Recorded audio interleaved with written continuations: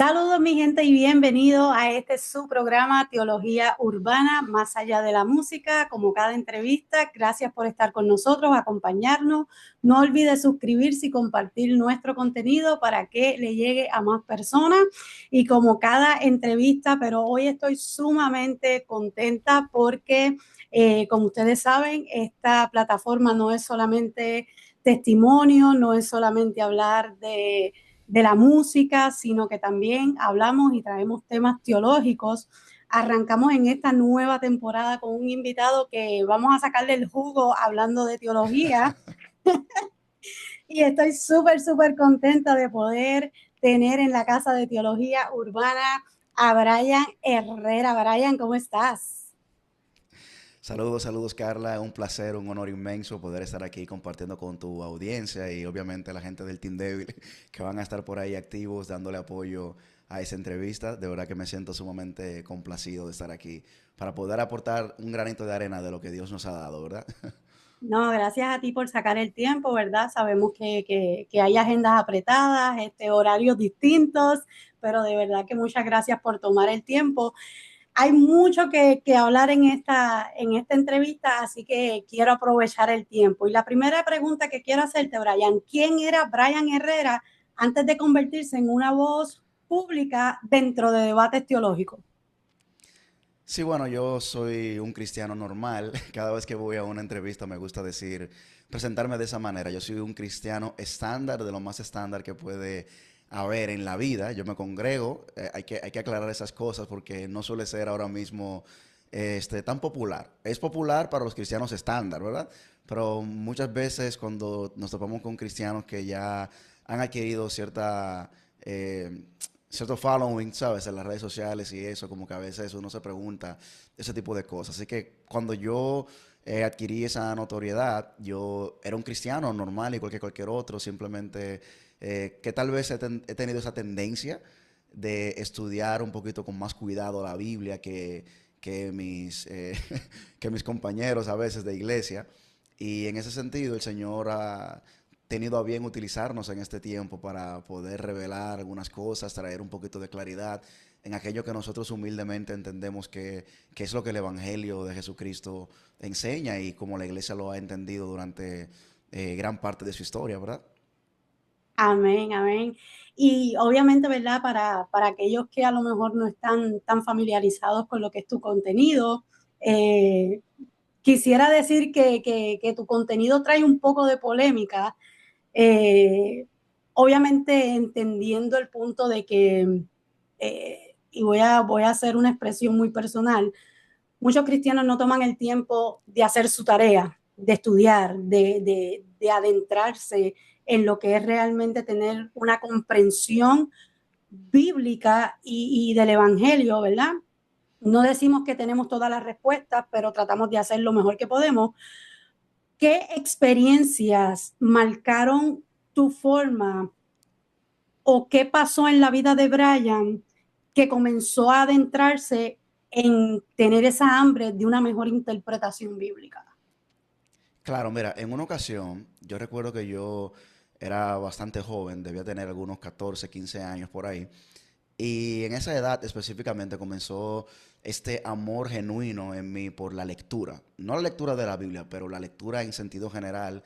Y eso coincidió con que yo comencé a estudiar medicina y entre otras cosas que me forzaron todavía a pasar mucho más tiempo ahora con los libros, ya no solamente de manera de deleite, sino de manera obligatoria. Entonces, ese ejercicio intelectual creó en mí como esa orientación hacia esas cosas y definitivamente hubo una ocasión en la que yo leyendo los evangelios, leyendo la Biblia, me enamoré de la persona de Cristo, a pesar de que había ya nacido en la iglesia. Ese fue el momento que yo puedo decir como que nació algo en mí súper especial. Y yo aún en ese momento solamente tenía como eso, como ese amor genuino por Jesús y yo quería saber más de él y tal, pero yo no me había dado cuenta todavía, no había experimentado como una situación que me revelara lo importante que es uno fundamentarse doctrinalmente hablando, más allá de simplemente tener una relación con Cristo, ¿verdad? Tú puedes estar enamorado de Jesús y aún así no saber cómo defender la doctrina de la Trinidad, por ejemplo. Y sí hubo una ocasión que yo me topé con una persona acá en mi ciudad, que él es judío mesiánico. Y esa persona me agarró, imagínate, un joven, para ese entonces ya debía yo tener como 16 años o 17 por ahí, y me dio, como decimos los dominicanos, me dio una paliza, me dio una pela, ¿sabes? Con el tema de la Trinidad, con el tema de que si Jesús es Dios, con el tema de los 10 mandamientos, de qué es lo que significa el cielo. Y yo recuerdo que fue tan humillante, esa persona incluso me dijo en esa ocasión, ve acá muchacho, pero tú no tienes la vida entera en el Evangelio. Uf, eso fue algo ¡Qué que a mí palo! toda, todavía hasta el sol de hoy yo estoy cargando con No, con lo los siento aquí, moretones. hermano. Yo lo Con- siento. Hasta el sol de hoy todavía estoy yo cargando con los moretones de esa conversación.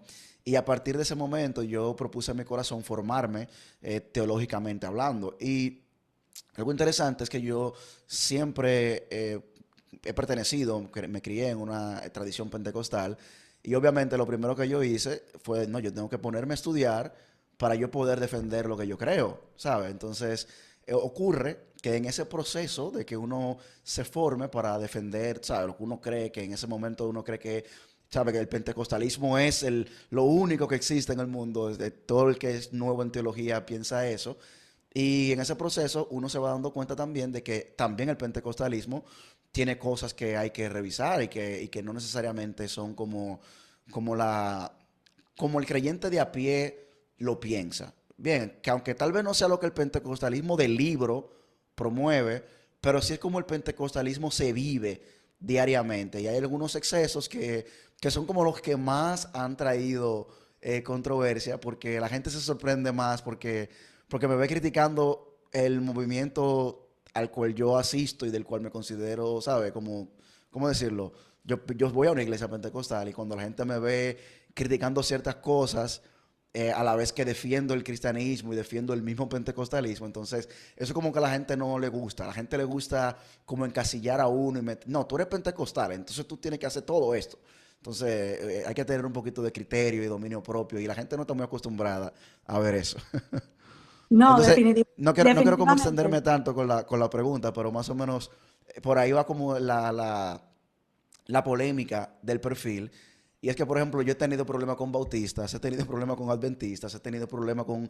Pero eso lo único que hace es revelar que la verdad es algo, es una sola. Y cada uno desde su punto de vista y desde su distinta tradición ve un ángulo de la verdad. Y yo creo que el desafío serio del creyente sincero es como poderse colocar en una posición más neutral y poder como decir, ok, pero aquí este grupo tiene razón, ¿sabes? Entonces es un poquito difícil de encontrarlo.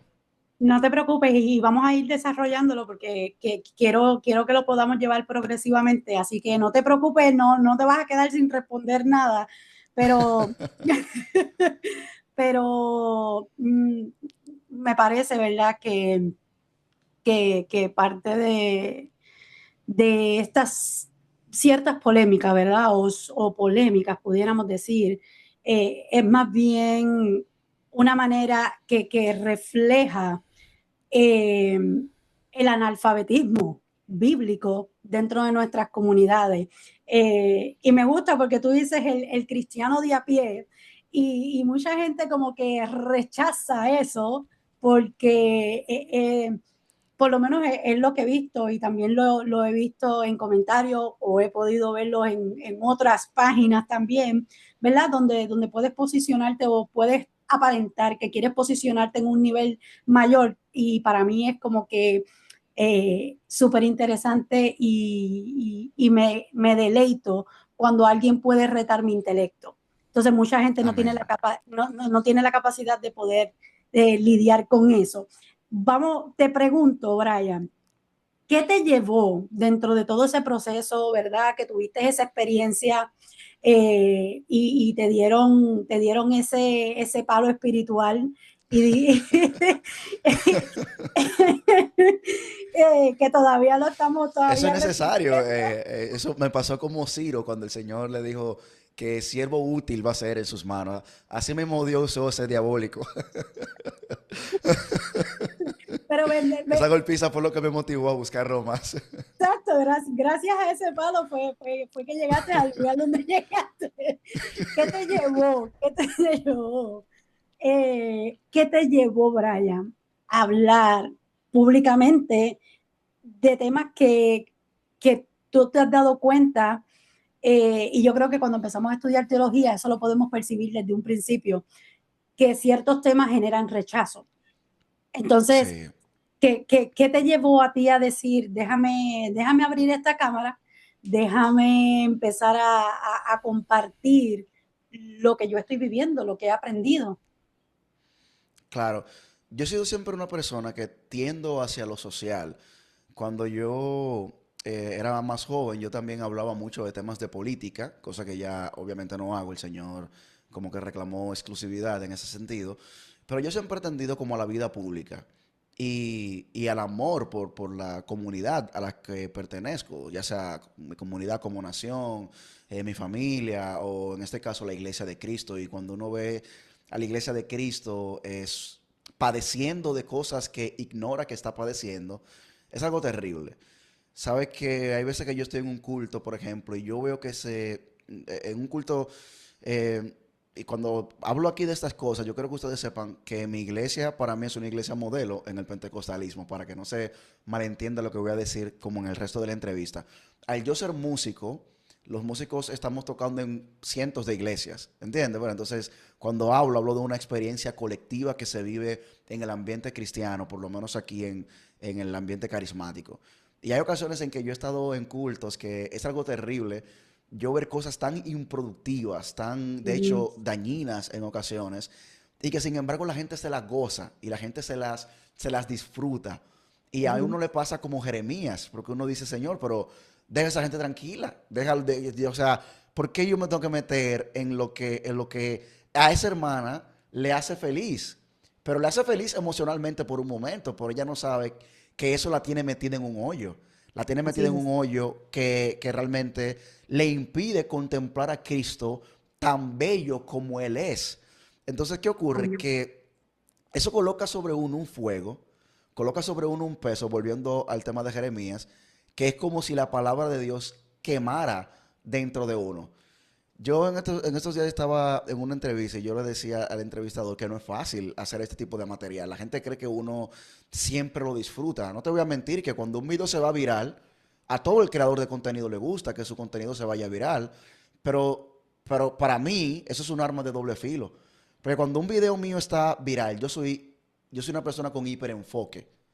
Entonces, yo me concentro tanto en eso que cuando yo estoy viral, 300.000, 500.000, 1 millón de views, yo me vuelvo improductivo en muchas otras cosas que son de salud para mí.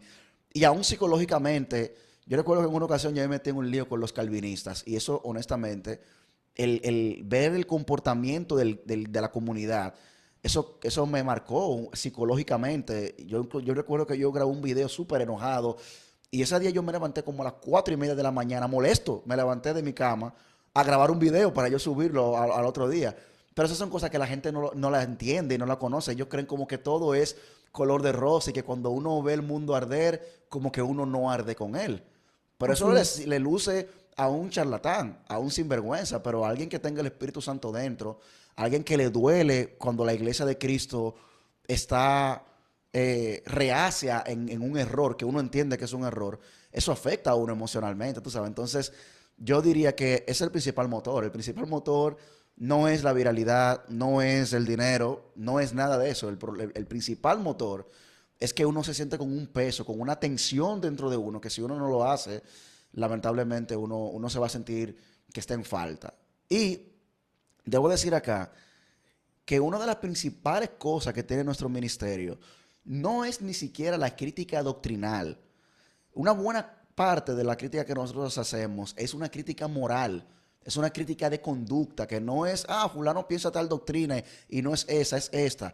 Muchas veces fulano está actuando inmoralmente y esas son las que se ponen difíciles, cuando tú tienes que Sí. hacer ese tipo de crítica, tú sabes. Entonces, sí, yo diría, yo se lo atribuyo al Espíritu Santo, le voy a ponerse de bola a él para que él se haga cargo.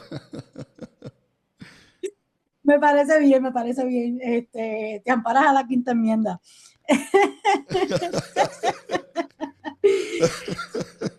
Y me parece muy, muy genuino de tu parte que puedas compartir y decir, ¿sabes qué? Que cuando un video se me va viral, me pongo improductivo en otras cosas, porque muchas veces ni siquiera como cristianos podemos reconocer cuando algo está ocupando el lugar que no le pertenece.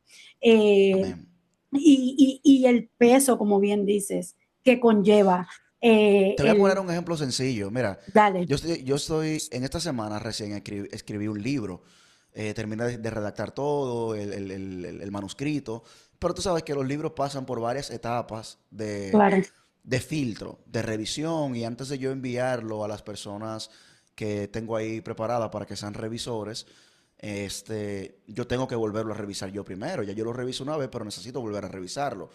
Por ejemplo, en estos días, esta semana, se me fueron viral unas cuantas cosas, me involucré tanto en las redes sociales que yo no pude hacerlo. Porque es mm, que uno tiene que prestar atención a dónde va la conversación, qué está pasando. Y eso incluye temas de oración, incluye temas de mi lectura diaria de la Biblia. Y eso es algo que honestamente con lo que hemos tenido que lidiar en el ministerio. Y que son peligros que tiene esto. amén, amén. Así que deja de estar peleando con la gente del divorcio y todo eso. Póngase a hacerlo del libro que queremos Pero leer eso. entonces, eso es importante también, tú sabes lo que te quiero decir. O Claro sea, que la sí, gente claro realmente que tiene sí. duda en cuanto a eso. Sí, sí, sí. Y yo creo que particularmente ese tema tiene, diría muchas vertientes, es simplemente, no diría que son muchas vertientes, sino que obviamente genera mucho movimiento. Y dolor, la gente le duele eso.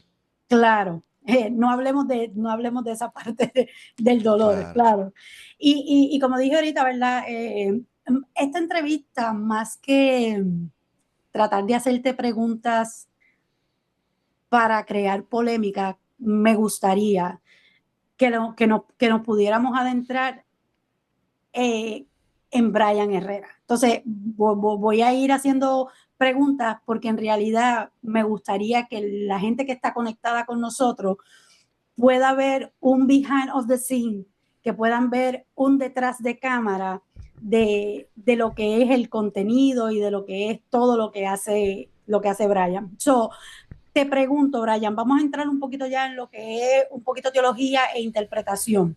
Cuando tú lees un texto, que llamamos un texto, ¿verdad? Difícil, ¿qué pesa más para ti? ¿El contexto histórico, la tradición de la iglesia, una aplicación contemporánea? ¿Cuál es el proceso que Brian aplica en esos momentos? Wow, pero excelente pregunta. Excelente pregunta, Carla. Mira, es una combinación de todas esas cosas. Nosotros como protestantes, y voy a tomar acá principalmente de la tradición metodista, yo creo en esa jerarquía, ¿verdad? Que existe en materia de doctrina. Primero uno tiene la escritura a secas, tenemos la tradición de la iglesia, tenemos la lógica, ¿verdad? Nosotros usamos la razón de lo que nosotros creemos que tenemos a la vista y tenemos también el tema de los concilios, ¿verdad? Mira, obviamente, lo primero que todo creyente cuando agarra la escritura tiene que reconocer es que el Espíritu Santo es el que nos ilumina a todos nosotros. Pero hay un detalle y es que el Espíritu Santo no solamente me ilumina a mí y yo no interpreto la iluminación del Espíritu siempre de una manera que debería y por eso llegamos a diferencias en cuanto a cómo se interpreta un texto. Así que una de las principales cosas que yo hago siempre es preguntarme, ¿qué ha opinado la iglesia con respecto a estas cosas? Y mira lo interesante de esta pregunta. Porque mucha gente cuando ve que uno acude a la tradición de la iglesia, ve como esa institución católico romana, como con una espada en la mano, en las cruzadas, que te obliga a creer en Jesucristo, te vuela la cabeza. Pero la gente no se da cuenta que realmente cuando uno habla de la iglesia, uno está hablando de las mentes más brillantes que ha tenido Occidente a lo largo de esa historia. Uno está hablando de San Agustín, uno está hablando de Atanasio, uno está hablando de gente que cuando uno se los lee, uno se da cuenta de que eran gente que estaban llenos de piedad y del Espíritu Santo de Dios. Son gente que, por ejemplo, cuando uno lee acerca de el martirio de Policarpo, cuando uno lee acerca de Ignacio, uno se da cuenta que son gente que estaban era ready para que lo mataran por Cristo. Ignacio, por ejemplo, escribió sus cartas 7 cartas mientras lo iban a matar en Roma. O sea, las 7 cartas que tenemos de Ignacio, una de ellas es a Roma y él le dice, no se vayan a poner a defenderme, no sea que no me maten. Oye, ¿tú estás Así entendiendo es. lo que yo quiero decir? Entonces, cuando uno dice, me gustaría saber qué opinaba Ignacio, uno está hablando de ese individuo, qué opinaba esa persona que estaba dispuesta a morir por Cristo. Entonces, Amén. claramente, Ignacio es un humano con errores. Y Atanasio es un humano con errores. Todos ellos son humanos con errores, como lo soy yo también. Entonces, oye, lo que ocurre, yo no me considero que yo le llego a nivel intelectual a una gran parte de los teólogos que yo leo en mi diario vivir. Entonces, cuando yo veo que una cantidad exorbitante de ellos están de acuerdo en un punto teológico en el que yo no tengo idea, estamos hablando de gente que solamente hacían eso. Esa gente no tenía Netflix, esa gente no tenía YouTube, esa gente no tenía Instagram, esa gente lo que hacían era dedicarse al texto y a la oración. No estamos hablando Ujú. de científicos acá, de que cuando terminan de leer la Biblia agarran y se ponen a beber cerveza por ahí como hay. No, estamos Ujú. hablando de gente que eran obispos. Entonces yo creo que tiene un peso eso. Y te diría algo, Carla, que no es muy común, no es muy popular, pero la Biblia nos enseña a nosotros que la iglesia es la columna y baluarte de la verdad. Ojo aquí, Ujú. no yo como miembro individual de la iglesia, no, no, no. La asamblea es la columna y baluarte de la verdad. O sea que cuando yo estoy acudiendo a la comunidad para que me instruya, yo voy a acudir a un profesor, oye esto, que es un profesor que es falible. Yo creo que la iglesia comete errores, los ha cometido grandemente a lo largo de la historia, pero es el mejor profesor que tenemos. En última instancia, yo puedo estar en desacuerdo con ese profesor, pero como que me conviene escuchar lo que él tiene para decir. Entonces, ahí es donde yo voy. Yo creo que la iglesia es una buena mentora, es una mentora que Dios me delegó y que al final es una mentora que puede cometer errores, que se puede equivocar. Entonces ahí entra la parte del peso que tiene sobre mi conciencia el Espíritu Santo, lo que yo estoy viendo como obvio, cosa que tal vez en ese momento que tal teólogo dijo eso no tenía acceso, y que ilumina mucho mejor la manera en la que ese teólogo lo está explicando. Te lo digo claro, yo me leí Las Instituciones de Juan Calvino y esa es una de las obras más brillantes que hay en la historia de la Ujú. iglesia y sin embargo a mí no me gusta la manera de interpretar de Juan Calvino. Juan Ujú. Calvino yo lo que escucho y lo leo, perdón, y yo digo, wow, pero ¿de dónde él saca esto? Eso no es lo que el texto quiere decir. Pero ojo aquí, es que hay 1 millón de otros teólogos que piensan como yo. No es que yo estoy criticando a Calvino desde la superioridad de Brian, es que hay 1 millón de otros teólogos, la gran mayoría de la iglesia, que pensaba distinto a él también en esos puntos. Entonces yo creo Ujú. que como una mezcla de todas estas cosas, en la cual la primacía la tiene obviamente el texto claro de las escrituras y el Espíritu Santo obrando en nosotros, pero yo confío en que eso Él lo ha hecho siempre y es el mismo texto que hemos tenido siempre. Entonces yo me llevo también de consejo. Ese es como el método que yo utilizo.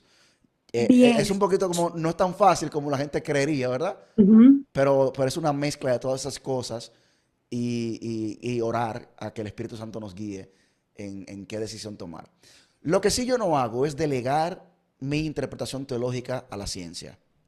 Yo no dejo que ningún científico me explique teología. Un científico me puede explicar arqueología, tal cosa, pero no lo que dice un texto bíblico, porque yo creo que el texto bíblico es principalmente espiritual y para el hombre carnal hay una llave de acceso que no se desbloquea hasta que tú no tienes el espíritu dentro. Por eso me aferro tanto a la iglesia. Bien, déjame preguntarte esto, basado en lo que me comentas, para esas personas que, ¿verdad?, que están conectadas con nosotros, tal vez puedan tener la misma pregunta. Obviamente, cuando nosotros hacemos un acercamiento a la Biblia, como individuos, como seres humanos que cargamos experiencias, venimos con un prejuicio. Claro. Ciertamente, la Biblia, la Biblia es la Biblia. Ella contiene palabra de Dios, ella contiene verdad y obviamente nosotros como hijos tenemos el Espíritu Santo, pero también tenemos un prejuicio. ¿Cómo entonces, como individuo, tú, tú haces o le puedes explicar o puedes compartir con nosotros cómo desprendemos ese prejuicio. Porque yo Wow, qué gran puedo, pregunta. gracias, yo puedo leer el mismo texto que tú y por eso es que tenemos tantas denominaciones. Por eso es que lo que yo entiendo por amor no es lo mismo que mi pareja puede entender por amor. Entonces, desmembra eso para nosotros. Excelente pregunta, porque de hecho, esa es una de las grandes cosas que justifica la respuesta que te di anteriormente de leer lo que la iglesia ha pensado. Porque es que al tú toparte con teólogos de diferentes épocas, estamos hablando de 2000 años, cuando tú lees teólogos de diferentes lugares distintos al que tú naciste, no Puerto Rico, no Cuba, no República Dominicana, sino gente que vivieron hace 500 años en Génova, Mm, en Italia, en Alemania. Yo creo que es una de las grandes cosas que nos ayuda como a ver el texto de una manera mucho más transparente. Obviamente, la cultura principal que nosotros deberíamos estudiar de manera inmersiva es la cultura de la Biblia, esa cultura mm, hebrea, en el caso del Antiguo Testamento y el Nuevo Testamento, y también la cultura romana y helénica, que es la cultura donde se escribió el Nuevo Testamento, que a pesar de que fue escrito por judíos en ese contexto histórico. Por eso es que se habla tanto de los contextos históricos, correcto. de qué ocurría en el mundo en esa ocasión. No es lo mismo esta sociedad democrática que tenemos hoy Ujú. en día que una sociedad imperial, una sociedad en la cual quienes escribieron este libro eran todos súbditos de un reino que no era el de ellos. Los judíos eran súbditos de Roma y eran personas que estaban, cuando ellos andaban en sus calles, ellos veían soldados de otra nación ahí. Ujú. Y eso genera un perfil psicológico que obviamente va a moldear todo lo que ocurre en el texto bíblico. Entonces yo creo que estudiar el contexto histórico es fundamental, estudiar diferentes maneras en que la misma iglesia a lo largo de la historia ha entendido eso, y también leer teólogos modernos de diferentes partes del mundo. La gente se sorprendiera al ver cómo un creyente hindú o asiático llega a conclusiones tan raras de la Biblia y lo hacen de una manera tan intuitiva que nosotros no lo hacemos porque no tenemos el background con el que esa persona llega a la Biblia. Entonces, antes que yo ver en esa diferencia de background un problema, yo lo que sí veo es una oportunidad de enriquecimiento. Porque Así muchas veces es. no son, el hecho de que alguien vea algo distinto a ti, no quiere decir que lo tuyo esté equivocado o que lo de él esté equivocado. Es simplemente un ángulo que aporta un nuevo color de riqueza y un prisma nuevo, y que profundiza aún más la belleza del texto bíblico. Definitivamente, y la misma Biblia tiene ejemplos. Mateo, obviamente, llevaba un mensaje a un público específico, so, ese mensaje fue en la montaña, pero entonces tenemos el otro que fue en el llano. Entonces, ¿dónde está? O es que uno estaba más arriba, o no sabemos qué fue lo que pasó ahí, pero Exactamente, exactamente. eso lo podemos ver dentro de la misma palabra. Te pregunto, Brian, ¿cuál entiendes tú que es el error hermenéutico más común? Obviamente, yo sé que tú estás en República Dominicana. Eh, no sé si has tenido, ¿verdad?, experiencia fuera pero sí, obviamente has podido leer. ¿Cuál entiendes tú que es el error hermenéutico más común dentro de la iglesia hispana o de habla español? Porque Ujú. esto no voy a decir que no se ve en comunidades anglosajonas, pero es muy difícil. Es muy difícil. Claro. Claro, bueno, para el creyente laico es muy común cometerlos. La gran diferencia para mí se encuentra en el grado de preparación que requieren los ministros anglosajones muchas veces en comparación con lo que se requiere aquí en República Dominicana. Por ejemplo, lo normal en un seminario, ¿verdad? Americano es que te den por lo menos pinceladas de idioma.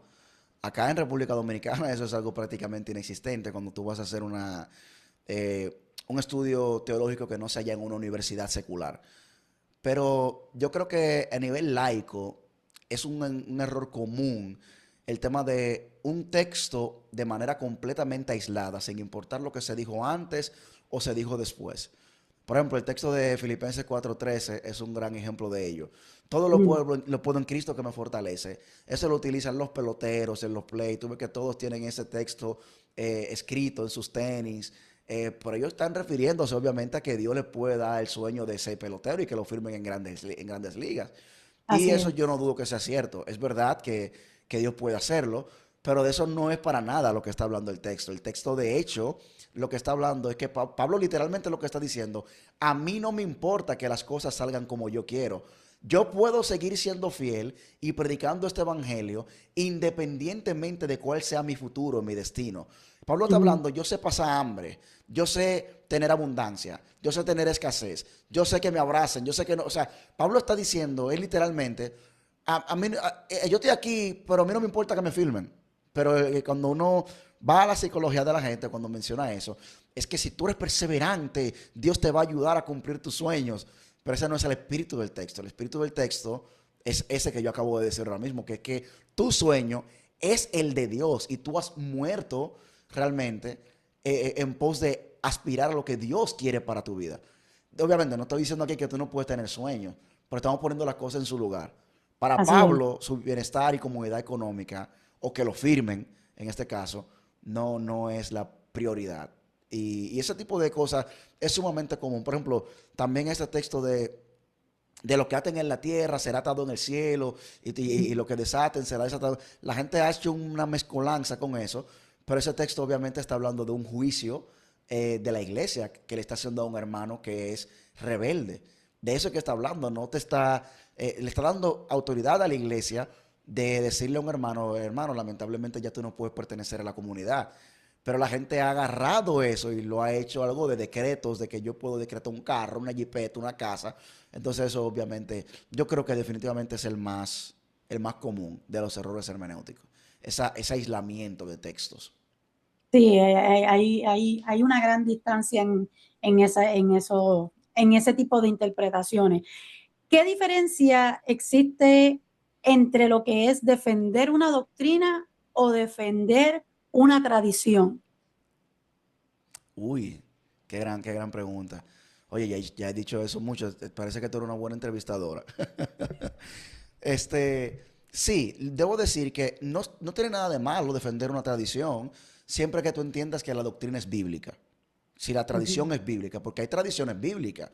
Por ejemplo, Claro, cuando Pablo habla con Timoteo de el depósito que hemos recibido, la paradosis que hemos recibido, esa tradición que nos ha sido legada por los apóstoles. Fue una tradición, realmente. Por ejemplo, el creer que Jesús es Dios es una tradición cristiana. No podemos confundir lo que es tradicional con lo que no es necesario. Hay muchas cosas tradicionales que lo son porque son necesarias. Y de hecho, todo lo necesario debería ser una tradición. ujú, Deberíamos sentirnos orgullosos de que hemos perseverado en la verdad. Cuando la verdad se hace tradición es el mejor caso posible.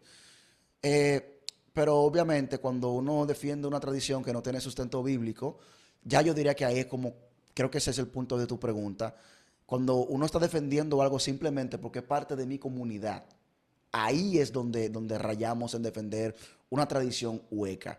Y es lo que yo me cuido tanto de hacer y lo que choca, como decía al principio de la entrevista, que nosotros no defendemos nuestra tradición porque seamos pentecostales o porque seamos protestantes o porque seamos cristianos, sino que lo hacemos porque nosotros creemos que es lo que la Biblia enseña.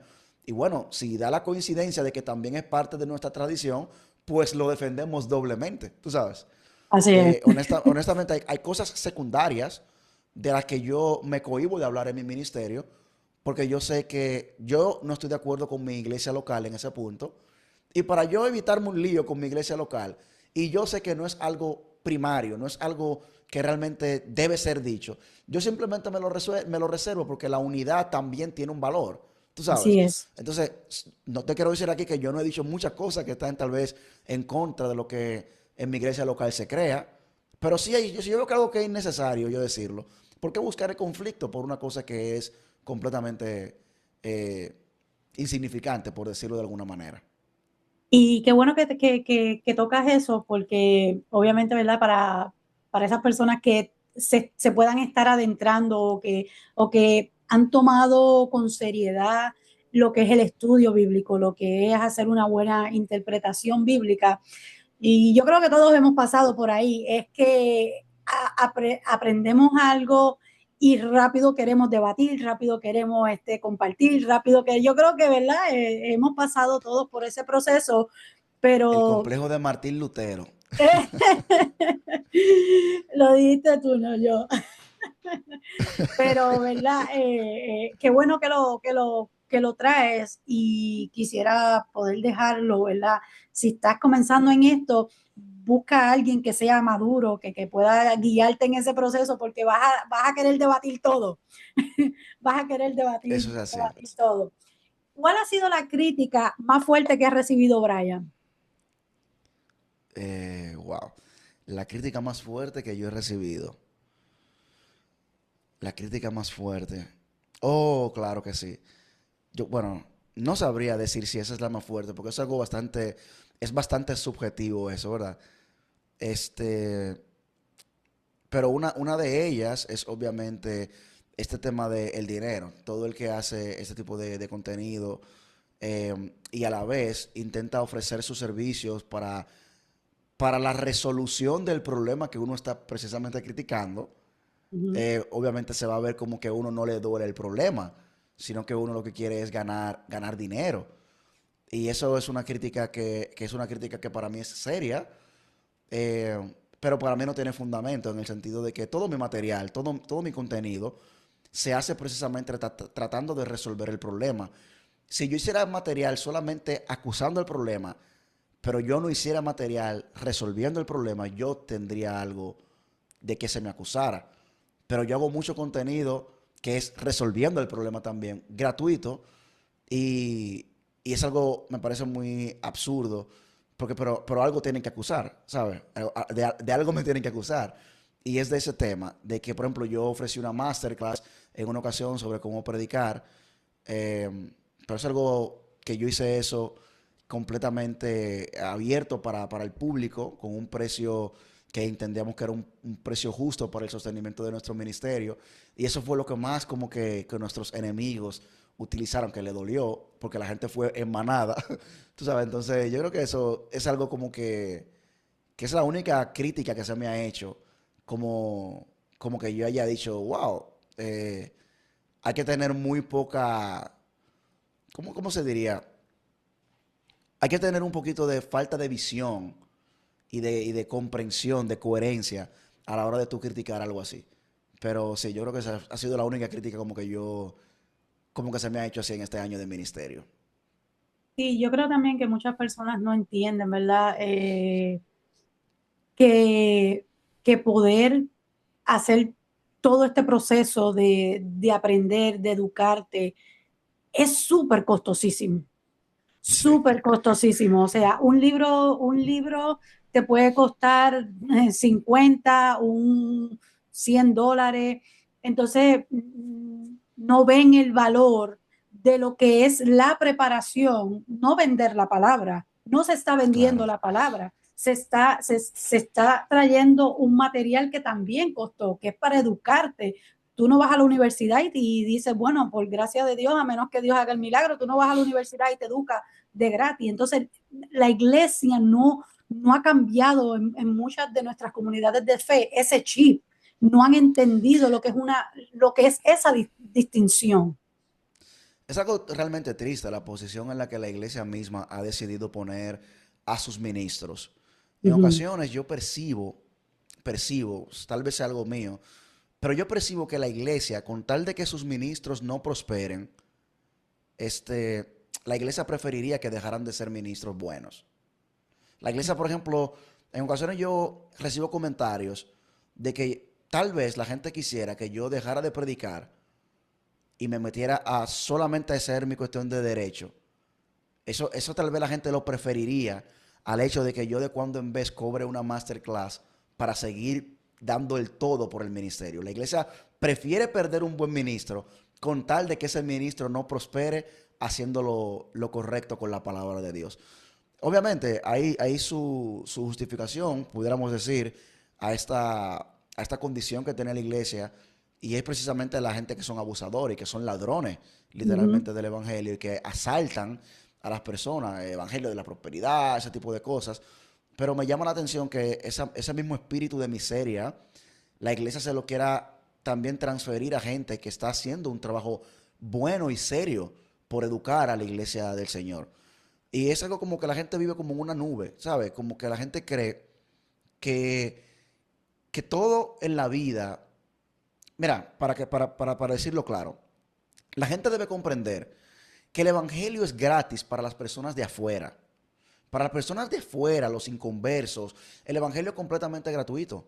Pero adentro, el evangelio es gratis para ellos porque los de dentro están costeando lo que cuesta el evangelio. Claro que Dios provee, pero Dios provee de manera natural, es a través del dinero que dan los hermanos. No es a través de otra cosa que se maneja el ministerio. O sea, cuando yo voy al supermercado, no viene una cigüeña y me pasa una papeleta de $100. En ocasiones, Ujú. cuando yo escucho personas diciendo, sí, Dios te va a proveer, tranquilo, dalo gratis que Dios te va a proveer por otro lado. Pero la pregunta es, ¿por qué tú quieres que Dios me provea por otro lado? Cuando eres tú que te estás beneficiando de eso que yo estoy haciendo directamente. A veces yo siento que esa frase realmente lo que significa es, tranquilo, que Dios te va a proveer por cualquier otro lado que no sea mi bolsillo.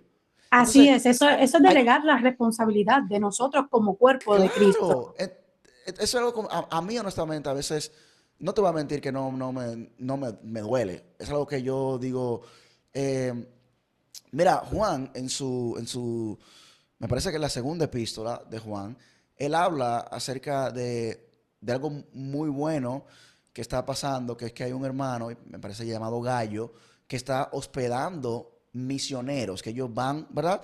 Viajando de un lugar a otro y tal. Y Juan dice, miren, esa gente salieron por el mundo sin cobrarle un solo peso a la gente del mundo. Por lo tanto, nos toca a nosotros proveer para Mm. estos. O sea, Juan quita la responsabilidad de la gente del mundo, ¿pero a quién se la delega? Es a la iglesia. Igualmente Pablo, cuando le está escribiendo en Primera de Timoteo, Pablo habla acerca de los ancianos y hablando precisamente de un capítulo de remuneración, no al pastor, él está hablando de los ancianos que se encargan de enseñar en la iglesia. Él dice, Ujú. porque el obrero es digno de su salario, esos son dignos de doble honra. Entonces, no entiendo de dónde viene esta percepción. Mira, oye esto, Carla, cuando una comunidad tiene en la mente que sus líderes, quienes los instruyen, están condenados a la pobreza, están condenados a la miseria, esa comunidad también lo está. Si tú Definitivamente. perteneces a una comunidad que tu líder, tú entiendes que no tiene derecho a prosperar, entonces esa comunidad como un todo también está condenada a la miseria. Y es algo triste que la iglesia en ocasiones decide ella misma hasta dónde puede prosperar su pastor. Y eso es algo que para mí no es sano. En estos días, por ejemplo, una persona me dijo, sí, no era conmigo la discusión, pero alguien me dijo, sí, la Biblia dice que el obrero viva o sea, que viva del altar, el que trabaja en el altar, que viva del altar, no que se haga rico del altar, dice esa persona. Y yo en mi mente digo, eso yo entiendo el espíritu de lo que tú dices, pero si la iglesia es una iglesia rica, oye esto, si la iglesia es una iglesia rica, ¿cuál es el problema con que la persona que es una buena administradora, un buen gestor, con el sueldo que le da la iglesia, oye, el sueldo, la iglesia me da un sueldo a mí, ¿y qué si yo soy un gran administrador de eso? Si mi iglesia tiene 3,000 miembros, ¿y qué si yo soy un gran administrador, invierto en otros negocios? ¿No tengo derecho yo como pastor de una iglesia rica a también tener una buena comunidad? ¿No tiene derecho el cristiano neurocirujano a ser una persona que sea pudiente? ¿No tiene derecho un cristiano influencer que se dedica a la educación de miles de personas al mes? Son 2 millones y pico, 3 millones, 4 millones de gente a la que yo le llevo al mes. ¿No tengo yo derecho a recibir una remuneración por el servicio que le doy al cuerpo de Cristo? Cuando la respuesta es no, hay un problema serio bíblicamente con eso. Seriosísimo. Y pudiera decir que, pudiera reafirmar que eso viene desde el liderazgo. O sea, y cuando me refiero al liderazgo, es el pastor o el líder principal, porque nosotros podemos ver, no sé, por lo menos allá en República Dominicana, pero por lo menos Puerto Rico, eh, hay un profeta, hay que ungirlo. Hay un pastor, hay que ungirlo. Hay un misionero, que ya los misioneros también están medio escasos, pero hay que ungirlo. Pero ¿y quién unge a los maestros? ¿Y quién unge al maestro? Que se supone que es el ministerio que va a llevarle vida y salud a tu comunidad de fe. Porque muchas Y a veces, enseñar a los otros a ejercer su ministerio definitivamente, correctamente. definitivamente. Y obviamente, ¿verdad? Como pastor, pues debes tener un conocimiento, pero no necesariamente pasaste la experiencia de prepararte en una academia. Tú tienes esa persona al lado tuyo que tomó el tiempo de prepararse. ¿Por qué no lo apoyas tú como pastor? ¿Por qué no lo apoyas tú como comunidad de fe? Porque al final del día ese es el recurso que vas a tener en tu comunidad de fe. Entonces, yo estoy Amén. muy de acuerdo contigo que el ministerio del maestro, eso es como, o sea, eso es como buscar a alguien fuera cuando había COVID, no había nadie. ¿Tú me entiendes? Que es como que no lo Te diré una tienen. cosa, te voy a poner un ejemplo práctico para que la gente entienda a lo que uno se refiere, porque en estos temas hay que ser lo más crudo y realista posible para que la gente desde afuera que no entiende cómo se vive esto en el pellejo, en la carne propia, para que esa gente entienda lo que uno está hablando. Mira, yo voy a lanzar un libro y ese libro yo lo escribí con todo el amor del mundo, con la mejor teología que yo tengo disponible en esta cabeza. Yo, o sea, yo me vacié años de estudio en ese libro. Y mi intención, honestamente, mi intención es que la iglesia de Jesucristo sea altamente edificada. Eso es lo que yo quiero. Eso es lo principal que yo quiero. Pero ¿qué ocurre? Eh, yo tengo una esposa que está embarazada. ¿Tú entiendes lo que te Sí, quiero decir? felicidades. Claro, amén. Y eso requiere, amada hermana, un grado de dedicación, un grado de esfuerzo, hacer ese contenido, ese material, que si no es remunerado, la meta que yo quiero, que es edificar a la iglesia, no voy a poder cumplirla. Porque es que para mí, mantener a mi hijo, a mi hija, a mi hijo, que lo que sea que venga, es más importante. Debería serlo bíblicamente. Dice la Biblia que el que no provee para lo suyo ha negado la fe. Entonces no puedo dedicarme al ministerio negando la fe. Así Primero tengo que es. mantener a mi familia. Entonces, fíjate esto, fíjate esto. Si yo fuera a la iglesia, yo dijera, wow, a mí me gustaría que cada año un teólogo como Brian, que se dedica por completo a eso, tirara un libro que nos edifique enormemente. Entonces, como iglesia, para yo garantizar eso, hay que procurar apoyar y no apoyar, hay que procurar que dejar que el que quiera comprar su libro lo compre sin criticar. Pero llegó el detalle grande aquí, amada hermana. Si el libro no lo compra nadie, a ellos no les va a interesar que yo le ponga precio. El problema es si ellos ven que lo compraron 4,000 personas la primera semana. Eso, ahí es que duele, tú sabes. Entonces uno se da cuenta que el problema no es tanto que tú cobres o no cobres.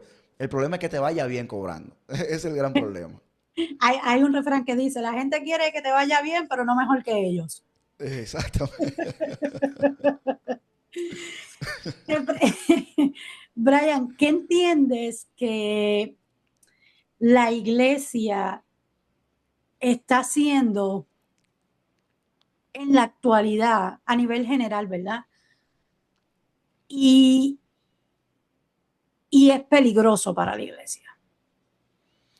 Sí, hay algo que yo creo que la iglesia ha tomado de una manera bastante ligera. Bueno, tú sabes que esa pregunta cambia dependiendo como de qué lado del mundo uno esté hablando, tú sabes. Yo Desde creo tu que en el lado. ministerio, exactamente, depende, en Estados Unidos la iglesia está cometiendo errores que no necesariamente son los que se están viviendo aquí en República Dominicana, en Latinoamérica. En África la iglesia estará cometiendo sus propios errores. Vemos que, por ejemplo, en el Nuevo Testamento como que cada iglesia tenía su propio sabor de herejía, tenía su propio problema. Igualmente yo creo que ocurre en la actualidad. Y yo creo Ujú. que la iglesia, uno de los grandes problemas que está cometiendo es el sincretismo. Mm. La iglesia ha caído en una suerte de sincretismo en el que, especialmente en la comunidad de pentecostales, que no se sabe muy bien de dónde la gente está sacando lo que está sacando. La gente ahora mismo, alguna gente, obviamente algunos, Mm. les sabe a nada decir que Pablo es un disparatoso, por ejemplo. Eh, y eso, poco a poco, se va filtrando y va permeando en las estructuras de la iglesia. Se ha corrido el peligro de que la figura del influencer ha tomado una relevancia que nunca se había visto en la historia de la iglesia. El artista cristiano también ha tomado como una relevancia que no es sana. Anteriormente yo recuerdo que las figuras emblemáticas del Evangelio eran Gigi Ávila, ¿sabes? Ujú.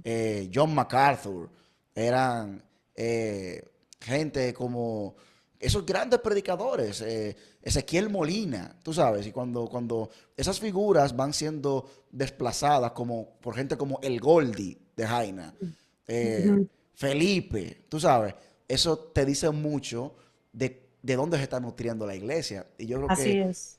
esas dos cosas, esa ligereza a la hora de tratar las cuestiones bíblicas y de no tener miedo como en mezclarla con una suerte de espiritismo raro, de sueño y demonio y cuestiones que la gente se inventa, Ujú. y esa popularización de la figura del influencer. Esos días se han hecho, eso uno lo ve a diario, gente que comienza de una manera muy jocosa y muy sana, y desde que agarran y consiguen miles de seguidores, comienzan a sacar lo que realmente son, se sienten con el derecho de opinar y de criticar la Biblia, cosas que no tenían el valor de hacerlo en su momento, entonces lo hacen ahora que tienen ya la fama y la relevancia. Entonces la iglesia crea los monstruos y luego no sabe cómo manejarlos. Así es. Y esa era la próxima pregunta, ¿verdad? ¿Qué prácticas modernas entiendes que te traen preocupación? Corrígeme si estoy equivocada. ¿Puede ser el acceso tan fácil a lo que es ser influencer, a las redes sociales y generar entonces un cambio de rol dentro de lo que es el cuerpo eclesiástico? Eso fue lo que entendí. Claro que sí, claro que sí. Que la figura del pastor sea traspasada su autoridad a la figura del influencer. Eso es algo que no debería ser nunca el caso. Déjame hacerte esta pregunta. ¿Es Y posible mira que soy influencer, ¿eh? O sea, Por ahí es que voy ahora, por ahí es que voy. Eh, es posible enseñar teología profunda en videos de 1 minuto, 2 minutos, 3 minutos. eso es prácticamente imposible. Tú puedes despertar la curiosidad en la gente, Claro. puedes aclarar una duda que una persona tenga, pero yo no creo que la teología profunda se enseñe en virtud de lo que la gente se pregunta, porque el que no es teólogo no tiene la suficiente, no tiene el suficiente contexto teológico para hacerse las preguntas que de verdad son serias muchas veces. Yo creo que la gente, la mayoría tiene preguntas que son muy sencillas, muy simples. Yo puedo estar, por ejemplo, en cualquier panel que yo voy. Yo sé que la gente no me va a preguntar algo que tal vez yo no me sepa. Es un poquito extraño que eso ocurra. Tú tienes que ser teólogo para eso. Y así mismo ocurre con las cosas que no son tan obvias, las cosas que son realmente profundas de la Biblia y donde está la verdadera riqueza de la Biblia. Son cosas que la gente no te va a preguntar mucho. La gente usualmente lo que te va a preguntar es, ¿y Noé metió todos esos animales en el arca, de verdad? ¿O Judas se salvó? ¿O se salvó Sansón? Tú sabes. Pero esas no son las preguntas que la Biblia Y intenta Jonás estuvo en contestar. la barriga del pez. Eh, esa es la pregunta que la gente suele hacer. Y son los videos que se van viral realmente, que Claro. no son los videos que yo hago. Pero la verdadera profundidad teológica es quién es Jesús. La verdadera profundidad teológica es cómo aparece la figura de Jesús en el Antiguo Testamento, cómo tú puedes desenmarañar el misterio de Cristo. ¿Qué significa que el Espíritu intercede por nosotros con gemidos indecibles? Eso es la clase de pregunta que una persona normal como que ni siquiera se va a preguntar, tú sabes. Entonces, eso requiere que uno se forme. Mira, Romanos, tú no puedes explicarlo en un reel de 1 minuto. Tú tienes que Romano bajarte es a romano. estudiar Romanos por años, tú sabes. Entonces sí, yo Pero creo para que eso vamos. el ministerio teológico en ese sentido va más por el lado de incentivar, motivar a la gente para que venga a los lives largos que uno hace en YouTube y ese tipo de cosas. Pero el contenido corto no está destinado a formar así profundamente a la gente. Claro, y obviamente la pregunta surge porque muchas personas creen que porque puedan ver un video corto de algún tema o de algún texto bíblico y se toque, obviamente todos hacemos teología, pero que vaya estructurado, ¿verdad? A ese despertar, no es que estás aprendiendo teología, estás escuchando teología, y creo que lo dices muy bien, es despertar esa curiosidad en ti para que te hagas más preguntas. Exacto. Ese es para mí el buen teólogo, es seguir haciéndote preguntas y como dijo uno de los grandes famosos, mientras más conozco a Dios, más sé que no lo conozco. Entonces, es ese el motivo, ¿verdad? Por el que hice la pregunta. Eh, ¿Qué responsabilidad sientes como creador de contenido cristiano cuando sabes, porque sabes, que va a generar polémica? Sí. Eh, bueno, dale. Bueno, ¿qué responsabilidad siento cuando estoy haciendo ese tipo de material? Trato de hacer el video lo más claro posible. Eso es lo primero que yo procuro. Y yo de antemano sé lo que va a generar polémica. La mayoría de las veces, por lo menos, sé cuando un video se va a ir viral, cuando un video va a correr mucho. Y yo hago todo lo posible de que a los cristianos genuinos que están escuchando mi video, Uh -huh. que luego de que yo termine de decir la última palabra de ese video, su fe sea fortalecida, no debilitada. Ojo con Amén. esto. Hay muchas personas que les gusta lo polémico y vienen y te salen con preguntas tales como un cristiano, por ejemplo, diciéndote, si Dios es bueno, ¿por qué se mueren los niños de África? Porque, ajá, yo soy cristiano, pero ¿y cómo yo sé que Él es bueno? Pa, y se acabó ahí el video. Eso es un tipo de contenido que yo nunca lo haría. Yo voy a hablar del tema, pero yo te voy a hablar del tema con una opinión que yo entiendo que pueda ser de edificación para ti. Yo te voy a explicar, mira, muchas personas no saben cómo responder esta pregunta. La respuesta que yo tengo es esta. Bueno, hay gente que no va a estar de acuerdo con esa respuesta, pero mi intención es darle un fundamento a la fe que ya mis hermanos tienen. Pero yo noto que en ocasiones simplemente es como que se busca el morbo y ya. Entonces ahí yo no voy mucho. Yo creo que el morbo puede ser un buen gancho para que tu mensaje edificante llegue. Pero si tú Claro. buscas el morbo y ya, sin dar la parte de sostén, de refugio, de comedimiento, de que la gente sea, tú sabes, como cada día más parecerse más a Cristo, de, wow, ese video me dijo algo que yo no sabía y amo más a Cristo producto de eso. Yo creo que esa es mi responsabilidad. Si algo va a ser polémico, bueno, que sea polémico, pero que sea edificante. ¿Entiendes? Con Entonces, contenido, eso es lo que claro. yo procuro, claro que sí. Eso es lo que yo procuro siempre. ¿Cuál entiendes que es el tema que más miedo tiene la iglesia de hablar públicamente? ¿Cuál es el tema que más miedo tiene la iglesia de hablar públicamente? Obviamente El en tema de las contexto, finanzas. ok, El tema de el las texto. finanzas. Sí, yo creo que la falta de transparencia en la mayoría de las iglesias evangélicas, de qué se hace con el dinero, la rendición de cuentas, yo saber en qué se están dedicando mis diezmos, mis ofrendas. Yo creo que eso es algo que yo creo que lo que la iglesia más teme hacer. Y es una de las cosas que la iglesia va a tener que hacer obligatoriamente en los próximos 10 años. Yo estaba viendo un estudio en el que se decía que en Estados Unidos la profesión de pastor es la profesión que de todas más ha perdido credibilidad a nivel de la percepción del consumidor, que en este caso es el feligrés. Claro. Y Ahora mismo en Latinoamérica tal vez no es tan marcado porque la gente es más religiosa, es como más ingenua todavía con estas cosas. Pero definitivamente ese es uno de los temas que más difícil es para la iglesia. La transparencia. ¿Qué se hace? ¿Dónde yo tengo acceso a la contabilidad de lo que se hace con el dinero? Y eso es algo terrible porque cuando yo voy a un ayuntamiento me tienen que dar un estado de cuenta de qué se está Claro. gastando, me tienen que decir en qué están gastando publicidad, o sea, cuánto se está gastando en publicidad, cuánto se está gastando, cuáles son los contratos que hay con la gente que recoge la basura, cuáles son los contratos que hay con la gente que administra la biblioteca, cuál es el sueldo de cada uno de los empleados públicos. Y cuando en los gobiernos se da el lujo de tener más responsabilidad que mi iglesia, yo creo que eso es algo que es preocupante. ¿Qué tú opinas de eso, Carla? Te voy a poner ahora la pelota Me caliente a va- ti ahora.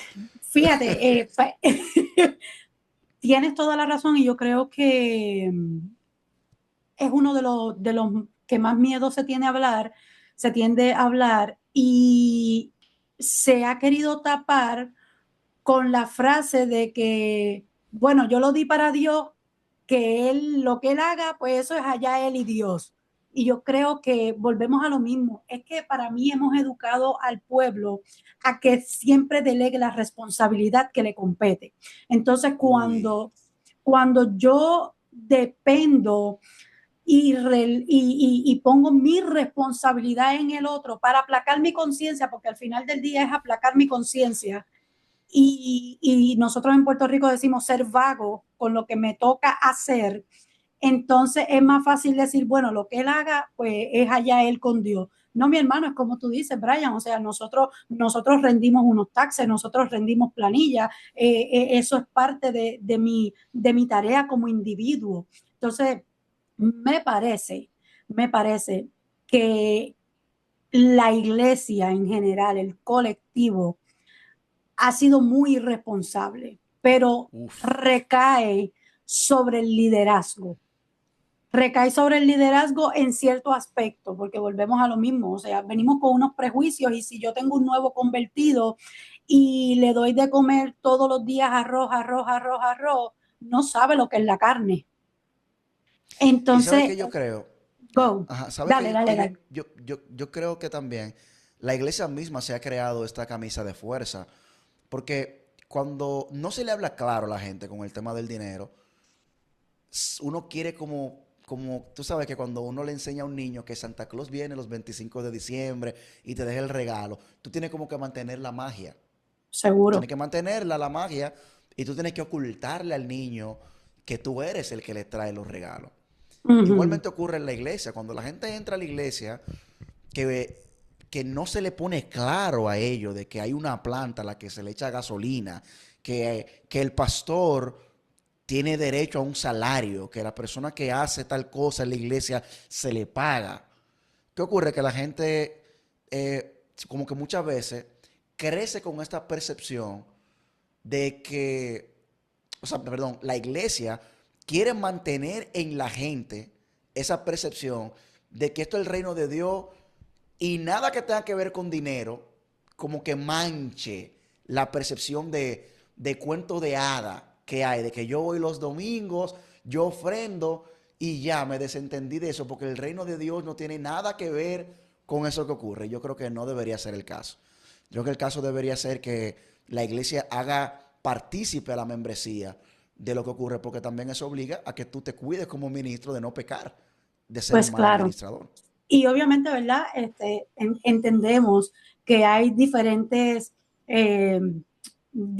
escuelas de jerarquía, ¿verdad? Pero cuando tenemos la jerarquía de asamblea, de colectivo, de la iglesia, donde la iglesia participa, eh, se toma en consideración esa voz, porque muchas veces, como bien dice, o sea, también el mantener esa magia es simplemente una manera también de crear una manipulación, de sostener una manipulación dentro del pueblo y que no puedes tocar, entonces ahí entramos en la mala interpretación, no, de que no, ese es el ángel de la iglesia, no, de que Ay, ay, ay, ay, ay. no toques al ungido, entonces entramos en este juego mental cuando, mano, Brian, de verdad que yo, yo digo, contra, tú tienes un profesional, tú tienes un psicólogo, vamos a trabajar, ¿qué podemos estructurar para que los problemas que tenemos dentro de la iglesia, porque hay problemas dentro de la iglesia, hay problemas dentro de los matrimonios, hay problemas con los jóvenes que tenemos dentro de la iglesia, tenemos un psicólogo, entonces vamos a estructurarnos para entonces poder hacer asalariado a ese hermano que tenemos aquí, lo tenemos todo el tiempo con nosotros, pero él está llevando un sustento a su casa. Entonces yo creo que pagamos y nos envolvemos más con lo que está fuera, porque me puede dar view, porque me puede dar rating, porque me puede posicionar, porque me puede llevar a otras plataformas, pero ¿qué estás haciendo con el llamado que tú dices que te llamó Dios? Porque esa es otra cosa. Y mira qué gran ejemplo ese que tú das. Vamos a irnos con el psicólogo. Ese psicólogo que tú estás mencionando, la cultura evangélica normal, lo que va a querer es, primero es que el psicólogo lo haga gratis. Ah, Que el sí. psicólogo le dé ese servicio gratuito voluntariamente a la iglesia. Y por eso conviene mantener a la comunidad a oscuras de lo que se hace con el dinero de la iglesia. Porque cuando el psicólogo que está trabajando gratis sabe lo que se está haciendo con el dinero que entra, él no va a querer hacerlo gratis porque va a decir, pero es que aquí me están abusando. Porque está Claro. usando el dinero en tal cosa y tal cosa y tal cosa. Y yo entiendo que esto es igual de necesario. Es de hecho Uh más -huh. necesario tal vez por la comunidad que tal otra cosa a lo que se está dedicando el dinero. Entonces, cuando se mantiene esa magia de todo gratis, tú no puedes ser muy transparente con lo que tú haces con el dinero. Porque la gente no va a seguir oscuras, tú sabes. Definitivamente, y por lo menos no sé, allá en República Dominicana, pero en Puerto Rico muchas veces era, te doy una canasta de fruta y gracias, Dios te bendiga. Y quiero que... Está y mejorando que aquí, la cosa está mejorando, la cosa está mejorando. Pero es ok. producto de que hay que ser, porque estamos siendo vocales con esto. Uh -huh. Estamos siendo vocales y no tenemos vergüenza. Eso es necesario, que la gente entienda esto. No tenemos vergüenza en decir esto. Tenemos el llamado de la predicación y tenemos que mantener una familia. No vamos a desistir de ninguna de las dos. Hay Así que es. hacer una a través de la otra. Eso es lo que hay. No tenemos vergüenza con eso. Y yo creo que es una de las cosas que a la larga, en 10 años, nos la van a agradecer la generación que venga. Porque Por ahora mismo tal supuesto. vez es mal visto, pero los que vienen subiendo van a tener algo, un sostén con el cual mantener su familia y dedicarse a la obra del Señor. Claro, no, y quiero dejar esto claro, no, no, no, no quisiera como que estamos simplemente promoviendo que si prosperidad, que si todo el tiempo, porque sabemos que hay comunidades de fe que realmente no tienen para Amén. hacer una ofrenda justa, pudiéramos decir, o cierto, y como quiera, podemos ir a llevar una predicación, podemos ir a llevar un Amén. servicio, podemos dar una terapia gratis. Tenemos una mamá soltera que está lidiando con pagar casa, carro, todo. Y mire, hermano, esta es la situación. No tengo para pagarle $100, pero le puedo pagar 20 y por lo menos me da, aunque sea 15 minutos. A eso es lo que nos Amén. referimos. Amén. Amén. Es ser justos en lo que es ese llamado. Y si quiero comentarte, en Latino, Carla, debemos aclarar dale. esto aquí muy bien que tú dices. Ese evangelio de la prosperidad aquí no aplica, porque aquí nadie le está diciendo, si usted me bendice, yo te voy a regalar una jipeta. No, uno está siendo completamente diáfano. Las personas que se dedican al ministerio eh, de una manera tan dedicada y de una Uh -huh. manera total, por decirlo de alguna manera, son personas que necesitan recursos para mantener a su familia. Es tan sencillo como eso. Nosotros no tenemos que Sencillo. venir a promover, a prometer, ¿cómo se dice? A prometer villas y castillas y venga y siémbreme una casa, siémbreme un solar, que el Señor te lo va a triplicar. No, nosotros estamos siendo completamente sinceros. Y qué bueno que tú mencionas eso porque venimos al principio. Estamos hablando de comunidades de fe pudientes, comunidades de fe que pueden y porque no está la cultura, no lo hacen. Es eso Exactamente. lo que estamos hablando. Obviamente, las comunidades de fe que no pueden hacerlo son comunidades que deben ser servidas, deben ser abastecidas por los ministros del Señor. Ahora, el ministerio no fuera sostenible si yo digo, ok, solamente voy a hacerlo con las comunidades que no pueden pagar. Necesitamos el balance. Todo se trata de balance y que una mano lave la otra. Así es. Y sí quería compartirte, por lo menos porque yo estoy un poco más al tanto. Las comunidades en Latinoamérica, eh, obviamente sí está bastante lo que es el mover de lo emocional, pero también algo que tenemos que entender con lo que es la iglesia latinoamericana eh, en general es que tenemos que entender cuál es el gobierno político que tienen estos países. Al entender el gobierno político que tienen estos países, volvemos al mismo punto. Ya yo tengo un prejuicio que lo voy a traer al evangelio. Entonces, Exacto. si yo tengo ah, una conciencia política, ¿verdad? O un sistema político, es la palabra, un sistema político en donde no hay democracia, lo mismo lo voy a aplicar en la iglesia. Entonces es ahí donde entra el abuso de poder, porque también el mismo pastor estaba regido bajo lo mismo. Entonces él dice, bueno, aquí yo soy el pastor, aquí es donde yo tengo el mango agarrado, entonces voy a implementar lo mismo que yo conozco de la política, lo voy a implementar acá. Entonces, eso es lo que ocurre principalmente en iglesias latinoamericanas. Tiende mucho a influir lo que es el sistema político de cada país. Entonces, en Puerto Claro. Rico, pues obviamente sí se surge, pero nosotros somos siempre vocales. Bueno o malo, pero siempre, siempre somos vocales. Hay un sistema de Claro, claro. gobierno democrático. Me encanta el hecho de que tú llamas la atención a ese tema del balance, porque obviamente cuando uno está tratando de salir de un extremo es muy fácil que la gente corra hacia el otro extremo, Ya. pero no, es simplemente porque estamos tratando de doblar el guía un poquito y ponerlo en el centro, no es que uno se quiere ir para el lado que no es sano, tú sabes. Así es. Mira, te voy a hacer varias preguntas más porque aquí podemos hacer un season. Tú y yo podemos Sí, sí. grabar un Una season. temporada entera. Me gustaría saber qué doctrina, qué doctrina defendería, aunque te cueste seguidores. Uy, o sea que no he defendido a la fecha, tú dices.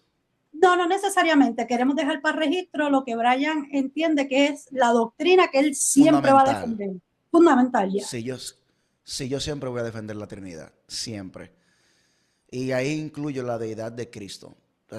Esas dos doctrinas, yo no las voy a soltar. Me puede dejar de seguir todo el mundo. Mira, si de eso depende mi ministerio, se va a acabar. Se va a acabar mañana mismo. Yo no voy a, bajo ningún contexto, a ceder ante eso. Hay mucha gente que yo le he dicho que no son cristianas porque no creen esas dos cosas. Si alguna de esas dos doctrinas tú no las crees, tú estás fuera de la tradición cristiana ortodoxa, histórica, y lamentablemente no te puedo llamar hermano en comunión. Ya Dios sabrá cómo Él lidiará contigo, ¿verdad? Yo no soy quien para juzgar a nadie, yo no puedo mandar gente para el infierno, pero yo sí creo que no estoy llamado a tener una relación de comunión en el sentido de nos vamos a tomar la Santa Cena juntos. No, la Santa Cena se toma cuando uno está en comunión en verdad, no solamente la unión, sino en la verdad. Entonces, esa doctrina de la Trinidad yo ciertamente creo que es la doctrina que yo sostengo como más fundamental del cristianismo. Quiero dejar en récord porque quiero que podamos hacer otra entrevista en Ujú. donde hablemos a profundidad de esa doctrina, la doctrina de la Trinidad, y quiero dejarla en récord para que no te me vayas a escapar Claro, claro. y que podamos abundar un poquito más en ella, porque obviamente me surgen otras preguntas, pero para ir aterrizando ya esta entrevista, quiero hablar con Brian. Brian, el que es Brian cuando se apaga las cámaras. Y debemos ser los mismos, ¿no? ¿Verdad? Pero la pregunta es, cuando se apaga esa cámara, Brian, con qué lucha Brian espiritualmente? Uy.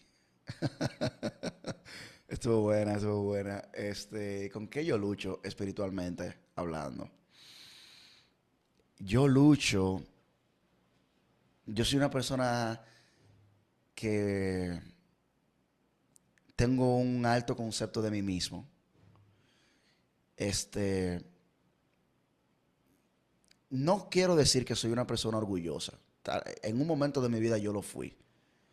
Y yo lo decía en cámara normal. O sea, no quiero que ustedes entiendan como que, como que es algo que tengo miedo de decirlo.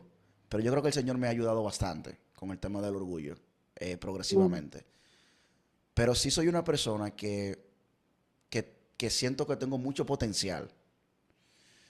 Y ese mucho potencial que yo tengo, yo me exijo mucho.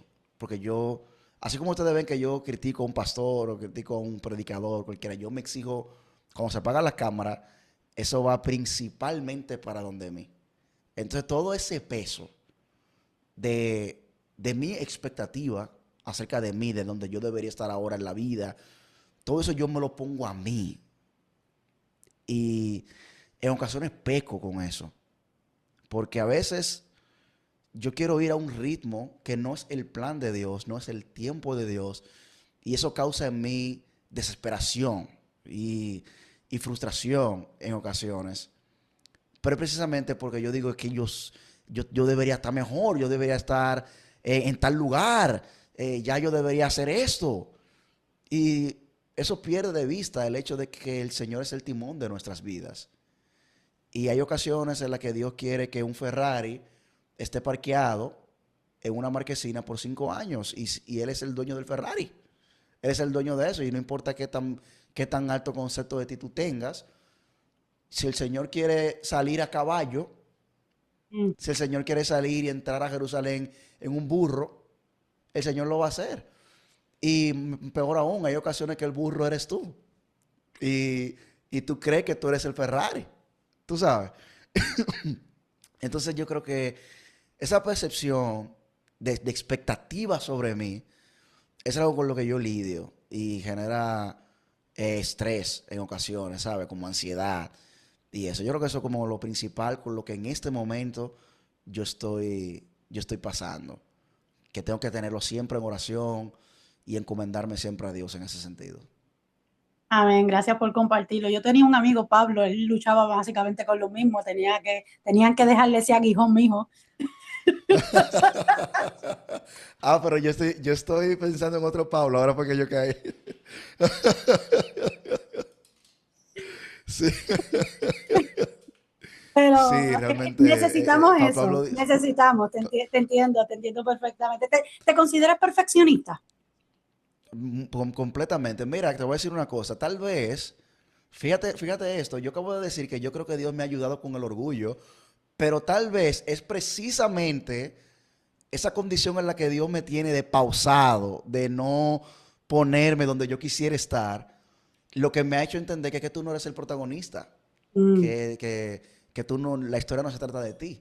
Y tal vez si yo estuviera ya en el top donde yo quiero estar y en las condiciones que yo quiero estar, tal vez yo no hubiera podido trabajar tan bien como he trabajado hasta ahora ese tema del orgullo, porque cuando tú te sientes, ¿cómo se diría?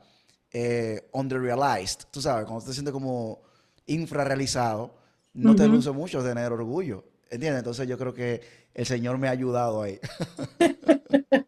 Amén, amén, gracias, gracias por compartir eso.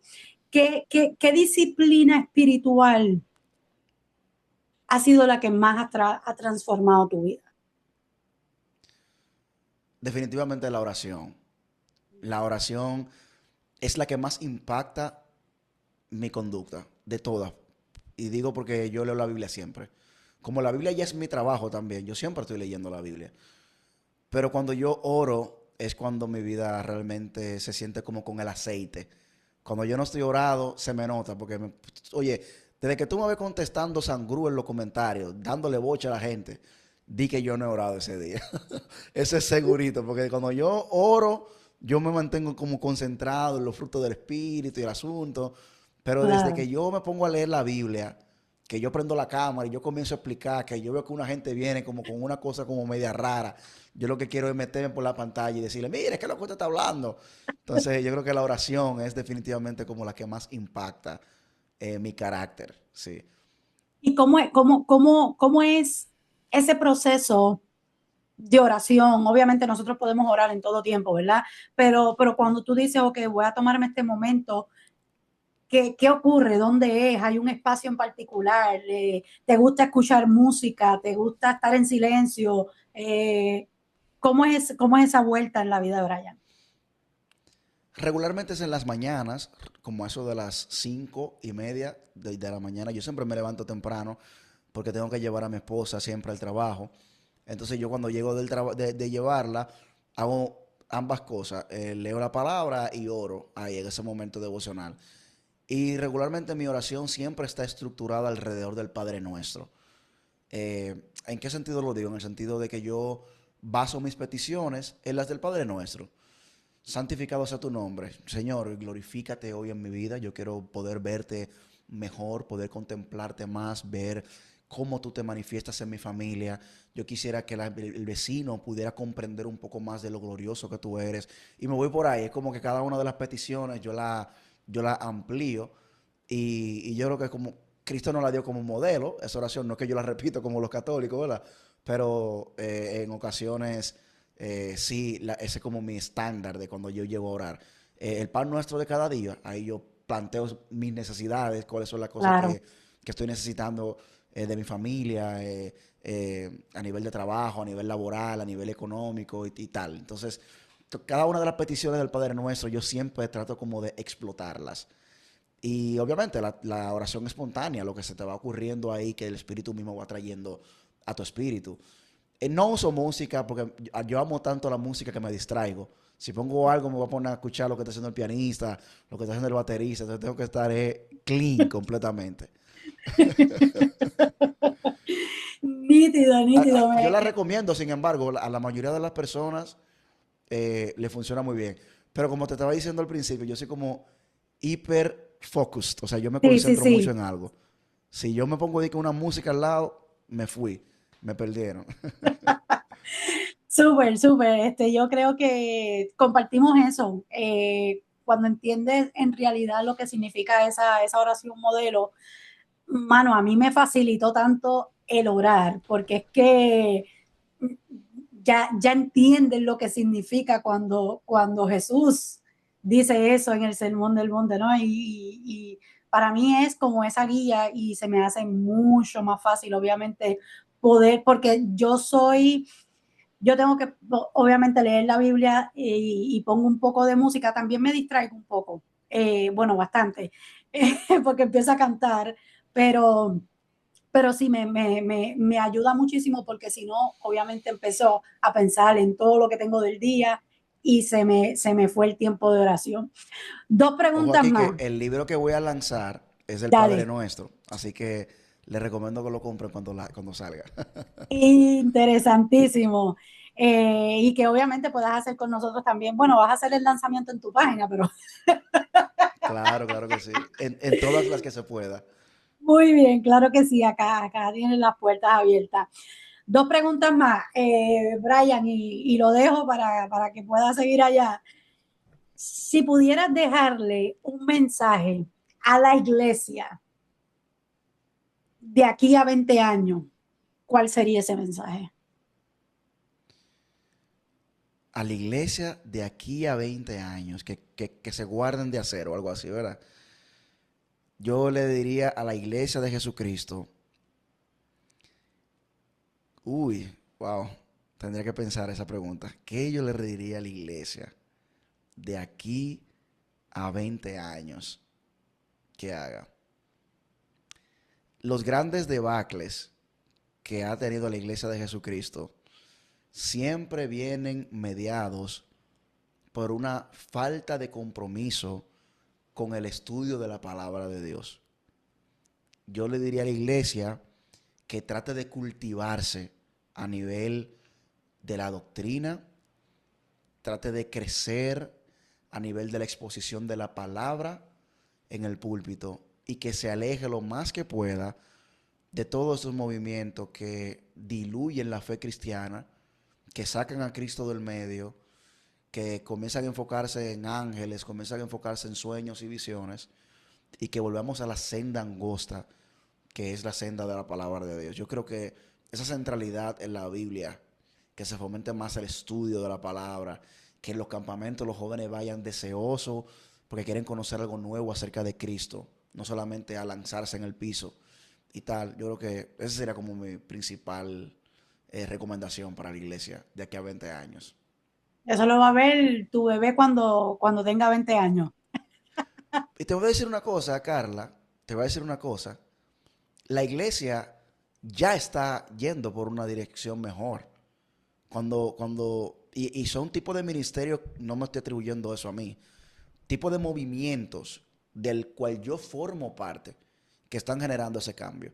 Y especialmente aquí en República Dominicana, definitivamente la iglesia pentecostal ha reaccionado mucho a lo que estaba pasando. Hubo un momento en que cuando yo salí, por ejemplo, era diario que yo tenía miles de videos, miles no, pero decenas de videos al mismo tiempo que yo le reaccionaba mucho. Ahora mismo ya no se me hace tan fácil hacer video reacciones porque la gente ya se está recogiendo yo mismo y yo creo que eso es algo genial. Eso es lo que se busca al final del camino. Así es. Última pregunta. Si hoy todos tus videos desaparecen, todo tu contenido se borra, ¿cuál sería ese primer contenido y el único que vas a poder subir? ¿Qué mensaje tú quisieras llevar? Yo voy a predicar un mensaje. Le voy a dejar un sermón de 1 hora de cristología. Solamente voy a hablar de Cristo en ese mensaje. Lo único que yo haría. Me sacaría del medio completamente. Buscaría, qué sé yo, Juan 17. Un sermón acerca del capítulo entero de Cristo hablando con el Padre. La gloria que me diste desde antes de la fundación del mundo. Esa yo quiero que tú me la devuelvas. Eso yo me concentraría solamente en hablar de ese texto bíblico. O agarrar el tema de la conversación con Nicodemo. O agarrar a Efesios 2. O agarrar a Apocalipsis 3, Apocalipsis 2. Yo soy el alfa y el omega. Eso sería lo que yo haría. Yo no haría más nada. Yo no me mencionara para nada en absoluto. Yo, si ese fuera el único mensaje que yo pudiera dejar, yo trataría de mostrarle a la gente un poco de lo glorioso que es Jesús. Eso es lo que yo haría. Y ese es el norte, Ese es fácil. Ese fue cristología. fácil para mí. Esa fue fácil. Brian, gracias por tu tiempo. Ha sido realmente un tiempo enriquecedor y me siento sumamente contenta de que hayas podido ser quien hayas hecho el opening nuevamente en esta nueva temporada en cuanto a teología. No tocamos temas difíciles porque en realidad, como te dije, lo que quiero que la gente vea un Brian distinto a lo que están acostumbrados y yo sé que ya tú has estado en otras plataformas y lo que tratan es de sacar controversia. Yo quería hacer algo distinto contigo, espero que lo hayas disfrutado, así que palabras finales, Brian. Gracias por la oportunidad. Ha sido un momento realmente increíble. Lo he disfrutado bastante. Y como tú dices, me ha gustado la entrevista. Tuvo un tenor un poquito distinto y de verdad que creo que la gente lo va a disfrutar bastante. Los que querían por lo menos conocerme un poquito más de cerca, más allá del teólogo. Más allá del controversial. Teólogo Sí. siempre. Ay, Exactamente, exactamente. a todos ustedes, muchas gracias por estar con nosotros conectados. No olvide compartir este video. Vamos a estar dejando las plataformas de Brian en la descripción para que puedas ir también y lo vayas a seguir pendiente al lanzamiento de su libro. Y no te olvides de conectarte darle suscríbete para que recibas todas nuestras entrevistas. Y esto fue Teología Urbana, más allá de la música.